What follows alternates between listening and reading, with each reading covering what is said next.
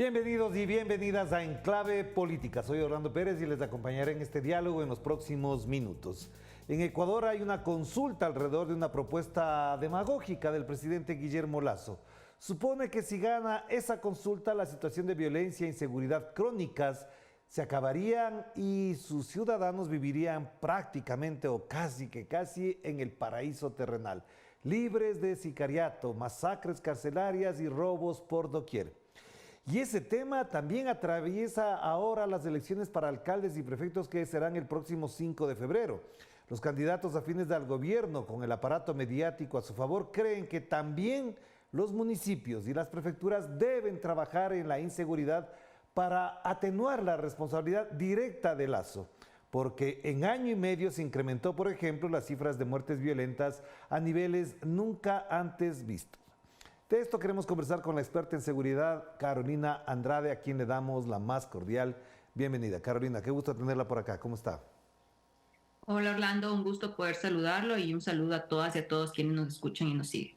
Bueno, para poner en contexto, de América Latina, el año que terminó, el 2022, tuvo una cifra histórica de muertes violentas. Nunca antes el Ecuador había llegado a estos niveles y ahora parecería que en enero todo se vuelve a repetir, es decir, no ha cambiado para nada. Sabemos que la fecha es simbólica, está en el imaginario de la gente, pero en la realidad el tema de la inseguridad crece. Es más, hace pocos días mataron a un dirigente barrial popular en la ciudad de Guayaquil, quien efectivamente con su trabajo popular, su trabajo ciudadano, lucha contra la inseguridad. Estos elementos, ¿qué le dicen a usted de lo que será el año 2023?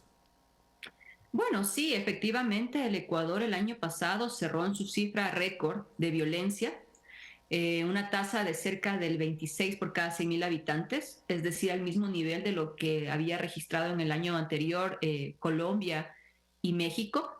Entonces eso nos muestra el nivel de violencia que vive, que principalmente está concentrado en lo que es Guayaquil, Durán y San Borondón, específicamente Guayaquil, y zonas que contrariamente a la narrativa oficial no están en la parte sur de Guayaquil, están en el noroeste, que es principalmente lo que es Nueva Prosperina, que se conoce esa zona, donde se asume que hay mucha droga que fue almacenada durante la pandemia y que está buscando salir nuevamente por a través de los puertos. Aparte de eso, también observamos que el uso de armas de fuego incrementó cerca del 17% entre 2021 y 2022. Tuvimos un 86% de los homicidios que se cometieron por armas de fuego a comparación de 73% en el año 2021. Ahí tenemos dos indicadores que nos muestran cómo esa violencia se sigue extendiendo y durante los primeros 13 días del año solo en Guayaquil se registraron 56 homicidios. Eso es una cifra récord y de hecho las proyecciones que la propia policía, de informes de la policía reflejan para este año es que el escenario va a ser incluso peor, ¿no? Vamos a ver mucha más violencia, incremento de muertes, de sicariatos. ¿Y por qué? Porque no hemos observado ningún cambio en la orientación de las acciones de gobierno. No puedo hablar ni siquiera de una política o una estrategia porque es inexistente, no se observa nada parecido a eso y tampoco se observa un cambio en las prioridades presupuestarias del gobierno para atender los temas básicos de la seguridad. Pero Carolina, hace pocos días el presidente en una entrevista con uno de sus amigos dijo nuevamente, insiste otra vez en dos tópicos que parecería ya de alguna patología, lo digo con absoluta claridad. Uno, que todo lo que se está haciendo ahora ha disminuido notablemente la producción de cocaína y que se ha incrementado, por supuesto, las capturas. Él dice que en la época de la Revolución Ciudadana no se llegaban ni a 30 ni a 70 toneladas por año y él en cambio se precia de que lleva más de 200 toneladas de captura. Y lo otro es que todo lo que se hace en el país, bien sea investigaciones periodísticas, críticas como estas, obedece a que usted, yo y otros más somos narcotraficantes y que defendemos al narcotráfico. Es decir, todo esto no ayuda a resolver el problema, porque además de desviar la atención, parecería que lo único que puede resolver este asunto es que metan presos a todo mundo, extraditen a todo mundo, y con eso se resuelve lo que la gente en la calle vive todos los días. Sí, efectivamente, abordando la primera parte de la pregunta, esa ha sido una narrativa reiterativa, ¿no? Que supuestamente la violencia, los niveles de violencia reflejan el nivel de incautación. Bueno, si fuera así, este año, no, el año pasado no debía haberse cumplido esa norma porque de hecho las incautaciones del gobierno se redujeron en un 5%. se redujeron en un 5% a comparación del año 2021. Entonces, pero tuvimos un incremento de cerca de 170% o 117%, perdón, en cuanto al tema de muertes violentas. Y tampoco se puede hablar de que ahorita se está incautando más porque estamos observando que Colombia salió de un año también 2021 con los niveles récords de producción de coca. Tuvimos el último informe de Naciones Unidas que habla de un incremento del 43% y lo coloca a niveles, al mismo nivel de cuando se aprobó el Plan Colombia en el año 2000 y 4 veces más de lo que se producía en la época de Pablo Escobar. Es decir, tenemos una política en Colombia que fue aplicada durante los últimos 20 años al menos, que ha fracasado porque no ha reducido la oferta de droga en el mercado. Y tampoco hemos observado que ha habido una disminución en la demanda porque los consumidores en Estados Unidos y en Europa siguen creciendo e incluso el consumo en nuestra región, en América Latina, también se ha expandido, lo cual alimenta las alarmas de cómo se tiene que abordar realmente este tema desde un ámbito de prevención y tratamiento de adicciones de salud pública, ¿no?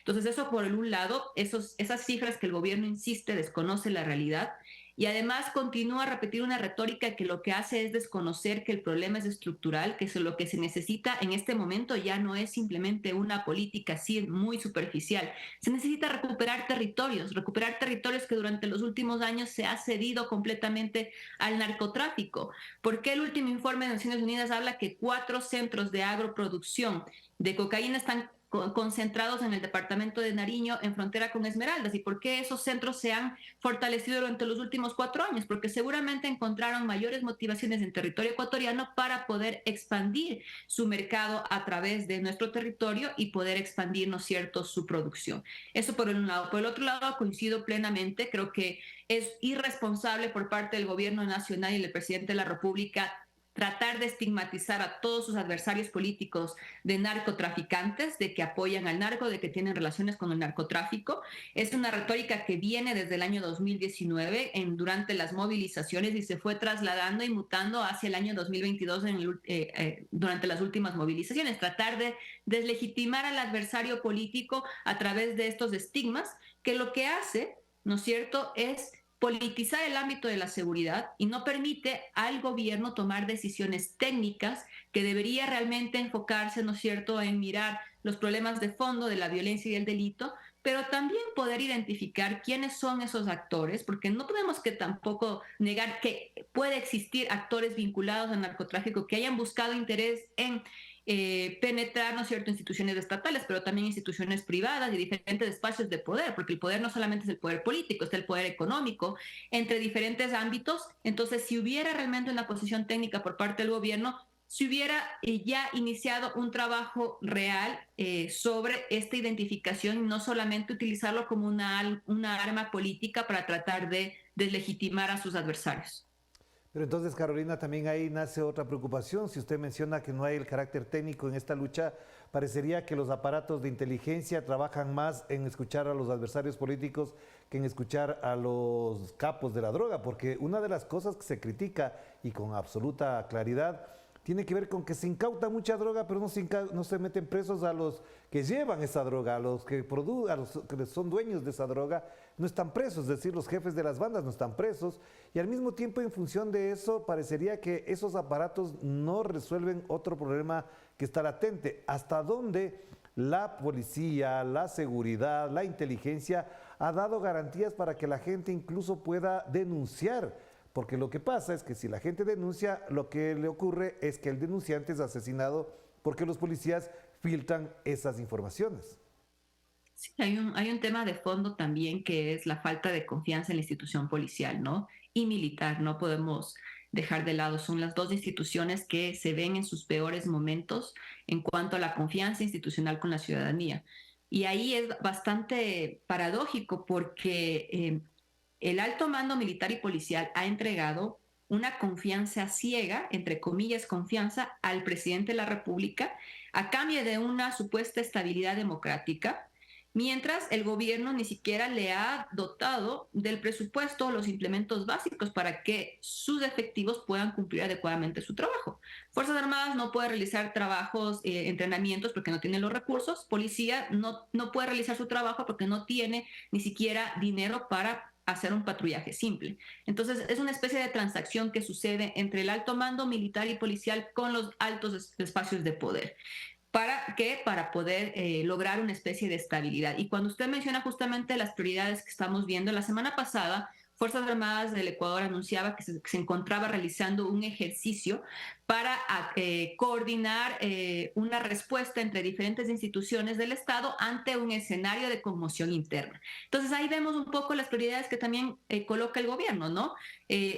Tiene el escenario de conmoción interna como una amenaza o un factor de riesgo permanente, latente, lo que le impulsa a esa transacción de privilegios entre el alto mando e incluso de impunidad entre el alto mando y las altas esferas de poder del gobierno, y al mismo tiempo, ¿no es cierto?, sus esfuerzos seguramente operativos, de inteligencia y de investigación están enfocados en mirar esos escenarios de conmoción interna. Ahora, otro tema crítico que se agrega a esto es que este escenario, estos ejercicios no cuentan con una presencia civil para identificar qué es conmoción interna, bajo qué circunstancias se desarrollan, cómo calificarlo, de qué forma se tiene que actuar de manera democrática. Lo dejan totalmente bajo responsabilidad de la Fuerza Armada, de la fuerza pública, tanto militar y policial, sin ningún tipo de control civil al respecto, lo cual obviamente cuestiona el carácter democrático que puedan tener estos ejercicios que se están realizando.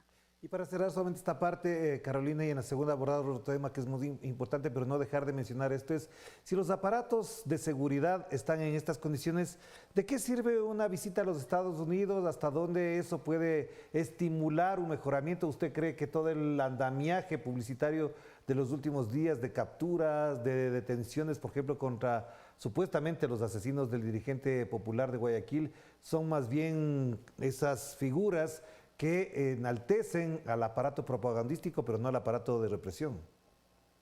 Sí, efectivamente, creo que ya han sido 2 años de visitas, de mencionar que la cooperación internacional supuestamente va a solucionar todos los problemas de seguridad.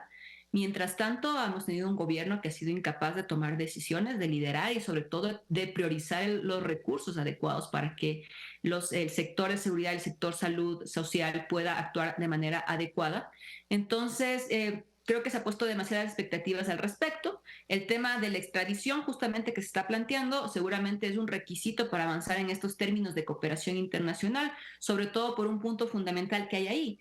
A los organismos de Estados Unidos, tanto de la DEA, del FBI, etcétera, les interesa mucho poder extraditar a ciertos actores porque son ellos quienes al final se quedan con esos recursos fruto del narcotráfico. Son ellos quienes se quedan con los bienes, con el dinero y con todo lo que pueden identificar alrededor de estos procesos de extradición. Y además existe una alta competencia entre estos organismos, lo cual ya no es esa imagen de una alta tecnicidad, sino que ya buscan cumplir metas que se les pone para poder otorgarle los presupuestos que determinan a través de objetivos mucho más enfocados en lo cuantitativo, es decir, extraditar a 10, 15, 100 personas en lugar de identificar cualitativamente que estos actores realmente cumplan una función real. Se vuelve muy discrecional e incluso ha servido en el caso de Colombia para extraditar a actores, ¿no es cierto?, del paramilitarismo, que se buscaba evitar que hablen a nivel del sistema judicial colombiano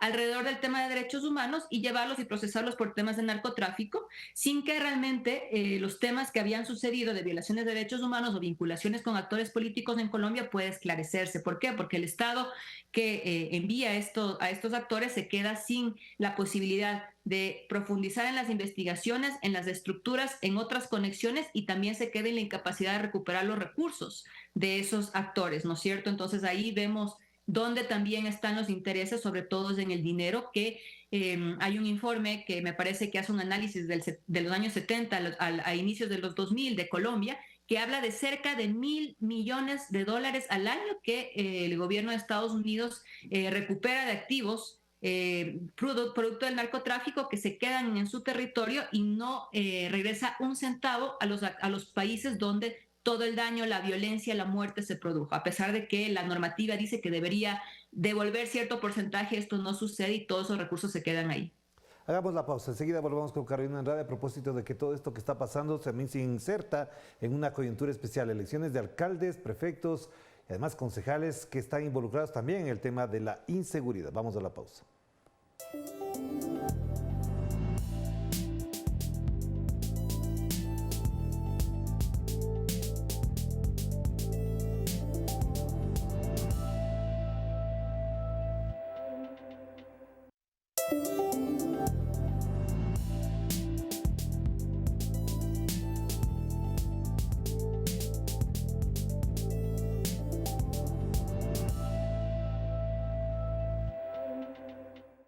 Volvemos con Enclave Política y seguimos conversando con Carolina Andrade, experta en seguridad, a propósito de las elecciones en Ecuador. Carolina, es evidente que las elecciones del Ecuador están marcadas por dos elementos en el análisis. El primero es que a los candidatos y a los alcaldes y prefectos se les ha involucrado en el tema de la inseguridad, pidiendo desde el gobierno que también actúen sobre eso. Y la otra es que también algunos candidatos han sido asesinados y algunos están incluso estigmatizados por estar vinculados al narcotráfico. Aunque no quisiera mezclar las dos cosas directamente, empezaríamos diciendo que estas elecciones también están demostrando que el narcotráfico actúa, de que el gobierno se quiere lavar las manos, hasta dónde hay alcaldes con la categoría moral, con la altura moral para afrontar esta situación muy complicada. Bueno, creo que lo que está poniendo en evidencia, vemos niveles de violencia muy altos alrededor de las candidaturas, varios que han sido asesinados, otros con intentos de asesinatos, vinculaciones, sí, posibles vinculaciones con el narcotráfico. El problema es que esto ha sido totalmente politizado por parte del Ejecutivo.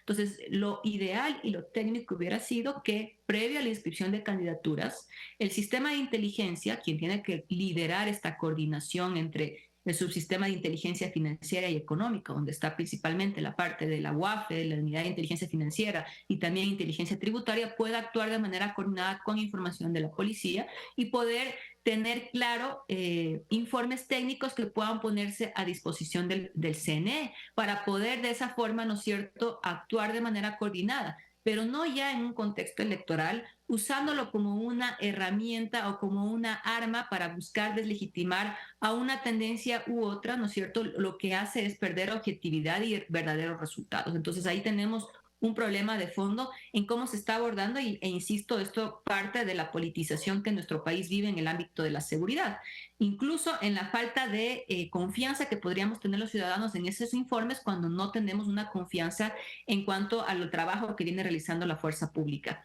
Entonces ahí tenemos un elemento. El otro elemento claramente está en cómo, ¿no es cierto?, los actores, los gobiernos locales también cumplen un rol fundamental dentro de las estrategias de prevención y de coordinación de seguridad, pero no pueden suplir el rol constitucional que tiene el gobierno nacional en el ámbito de la seguridad integral. Esa es responsabilidad del gobierno nacional, precautelar la seguridad integral. Y si tuviéramos un plan de seguridad integral claro, donde defina cuál es la forma como tienen que articularse los gobiernos locales, pues sería mucho más fácil evitar desperdicio de recursos, duplicación de acciones e incluso discursos demagógicos que ayer, por ejemplo, durante el debate que vimos de los candidatos a la alcaldía de Quito, observábamos a dos candidatos que hablaban de un plan Bukele que no corresponde primero a la realidad de la ciudad de Quito, segundo a las competencias de un municipio que no tiene competencias de un gobierno nacional y tercero que parece que desconoce que parte de la efectividad de esas propuestas de acciones para precautelar, entre comillas, la seguridad, responde a que el gobierno, altos funcionarios del gobierno de Bukele han negociado con organizaciones criminales que incluso han recibido sanciones por parte del propio Departamento de Tesoro de Estados Unidos por estas acciones que vinculan lavado de dinero y corrupción en este país. Pero Carolina, perdón, en estas circunstancias, como usted lo plantea, y efectivamente escuché, además con vergüenza, porque no entienden lo que significa un plan Bukele, ¿cuál es la opción? Porque escuché, por ejemplo, a Pavel Muñoz, una de las cosas graves que él diagnostica y propone soluciones es, por ejemplo, el tema de la iniciación en las adicciones, que ahora en el Ecuador empieza incluso entre los 8 y 11 años de edad, es decir, niños que empiezan su adicción muy temprano. Si ese es un tema, ¿lo puede hacer el municipio o es una responsabilidad directa del gobierno o de qué manera se pueden colaborar? Porque ese sí es un drama de millones de personas en este país.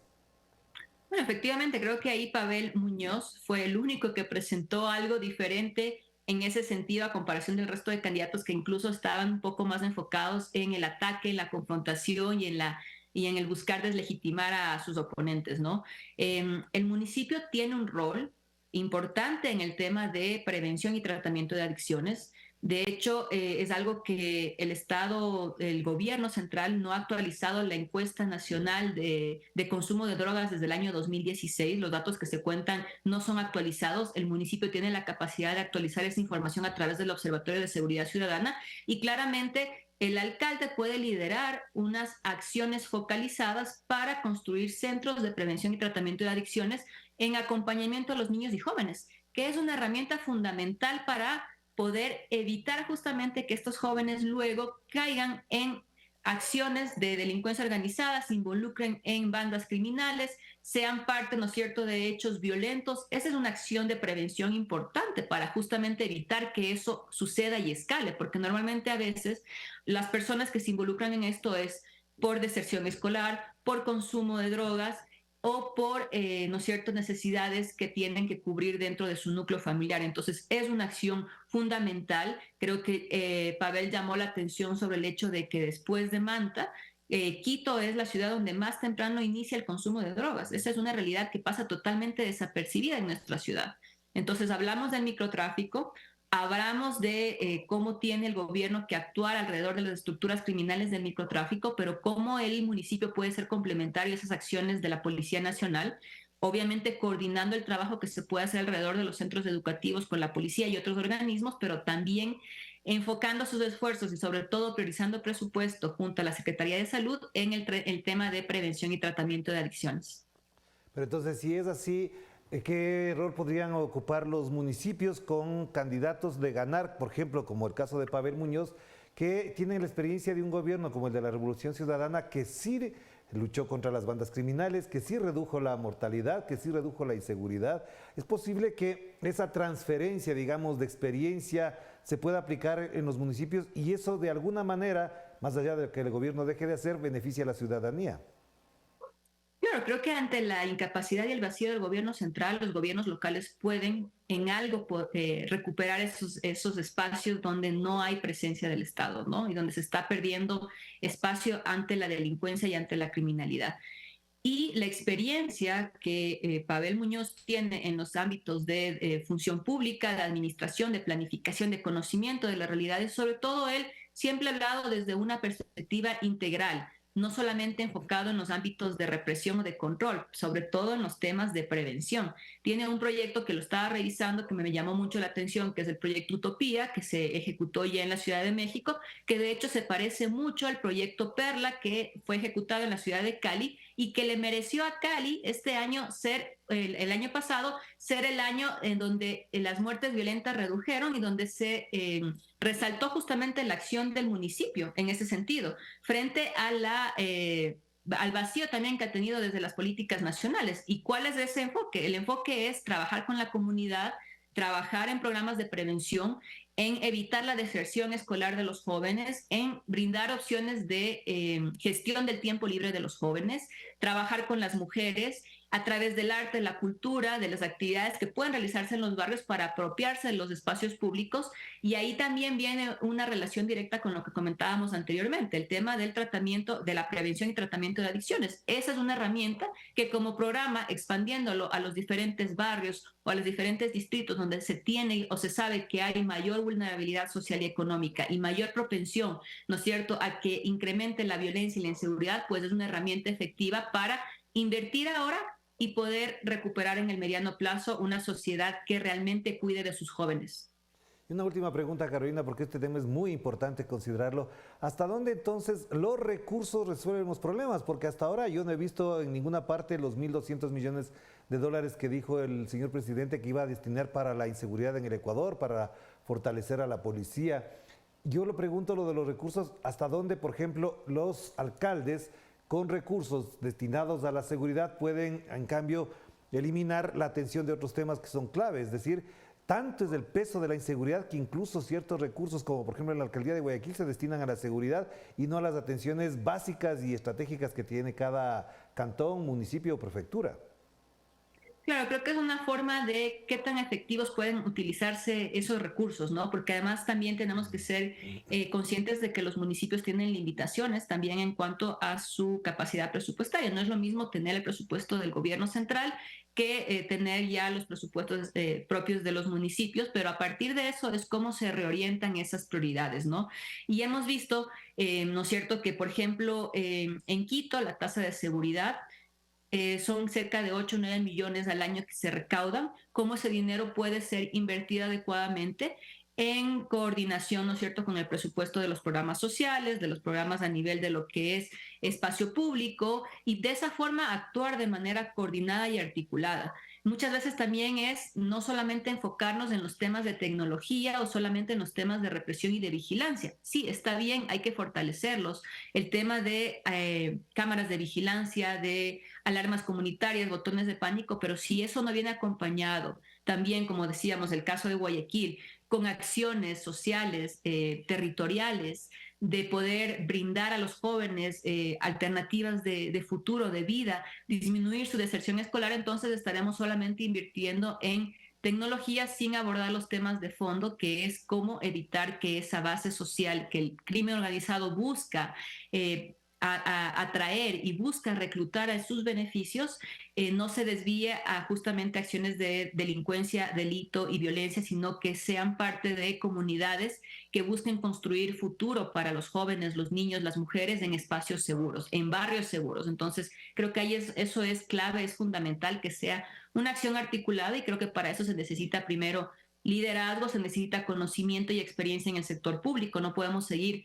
improvisando. Tuvimos la gestión de Rodas, que fue una gestión totalmente improvisada, desconocimiento de la administración pública. Hemos tenido una administración de 4 años de total inestabilidad, donde no se ha visto políticas permanentes en cuanto a los ámbitos de seguridad, y tampoco se ha visto una posición fuerte para reclamar realmente lo que Quito necesita en cuanto a los números de efectivos, pero también a la atención mínima que deberían tener las unidades de policía comunitaria.